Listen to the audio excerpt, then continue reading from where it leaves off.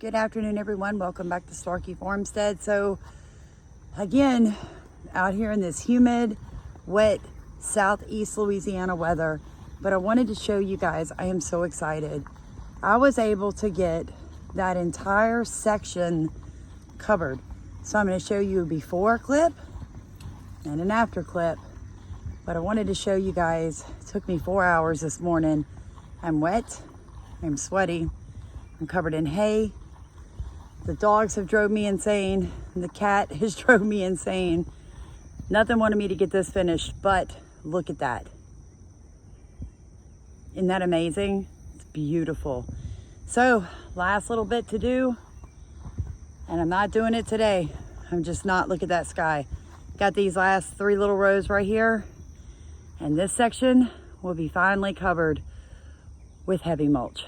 Whew.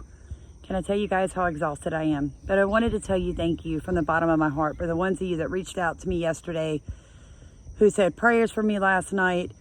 Your prayers made this happen because I am super sore from falling down the steps. I'm not gonna lie to you guys. The color of my shirt matches my skin on my backside. So bending and tugging, all of that is tremendously hard right now because every time I bend too far down or I stand the wrong way, the pain can get pretty bad in my lower back where I managed to kidney punch myself repeatedly. But our God is good, and He's bigger than our injuries. He's bigger than our money problems. He's bigger than our heartbreaks. He's bigger than all of that. And the joy of the Lord is our strength. Just remember that as you're preparing your food, because we all know something's coming. We all feel it. The Holy Spirit's moving strong across the world, preparing God's people for what's coming next. And we're all getting food into the ground however we're doing it. Me, I'm organic, regenerative, no-till, heavy mulch. Some of you are pesticide happy with bare earth, whatever floats your boat. I don't even care, just get some food in the ground. I mean, I do it my way for very personal reasons, but you have to do it the way that you can do it at this moment. And guys, I'm going to tell you, any food is better than no food, okay? I know that you watch sites and they just really go against everything that they don't do. If it's not what they do, it's the wrong thing, right? Well, I'm a firm believer in no-till. I ask people this question all the time. Can you actually tell me why you till? Why do you till? And a lot of people have to kind of think of an answer why they till. I can give you a book as to why I no-till and why I know in the deepest parts of my heart this is the most sustainable, healthy way to garden for your soil and for your soul. But that's me, and God revealed that to me. And maybe you're not there in your journey yet. Maybe you're still doing it the way you were taught to do it from generation to generation, and that's okay because we can change and we can evolve. And that's the amazing thing about humans and the way that God created us. But short video, I'm going to try to get some more food into the ground.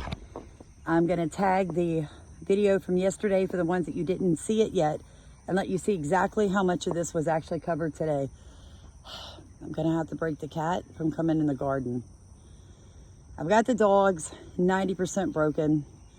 The puppy 50% broken. The cat is 0% broken. She's 0% broken. Like, she just loves this heavy mulch. My other born cat, she knew better. I used a squirt gun on her. Come on, mama, out the garden, out. Good girl. Whew.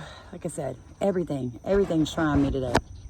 So let me show you the Roma tomatoes and how beautiful they are. I got them in last night. Today it's watermelon and cantaloupe and probably a few more tomatoes. I'll give you guys a tip. If you're gonna go ahead and transplant watermelon or cantaloupe, okay? They're both in the same family.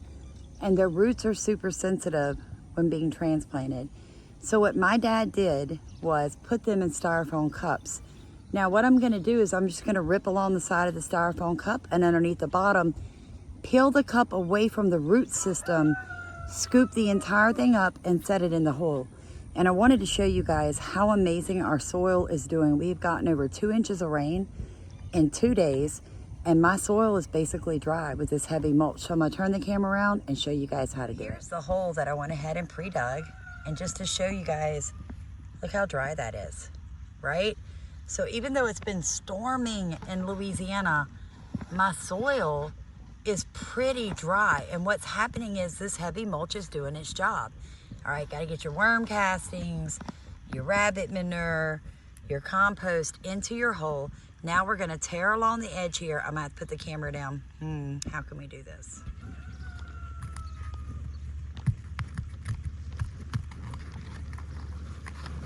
Not the best way to show you guys, but you'll see my point.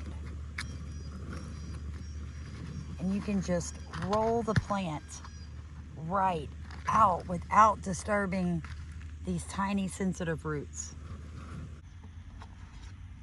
And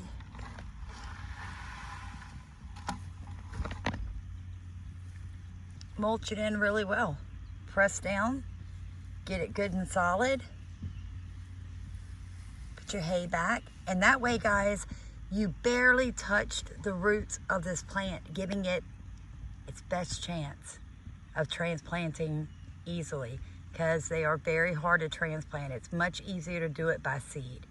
So hopefully this will help you. If you want to transplant any of your melons, go ahead and use styrofoam cups. You guys have a blessed day. Roma tomatoes, I got them in last night. And yes, they're a little yellow, but they're holding up quite nicely, and I'm super excited about having some canning tomatoes. Everything else is, look at those pumpkins. Look at that. Isn't that beautiful? The squash and the corn, the black old sunflower seeds, the yellow mustard and the white New Zealand is coming along beautifully on that front part. You can obviously tell we had way more cover crop seeds thrown down there than down here, but oh well, you know, it is what it is. Thank you guys for watching. Thank you for rowing in our boat and allowing us to row in yours. You guys be blessed. Get out there, get something in the ground, however you can do it. You guys have a blessed day.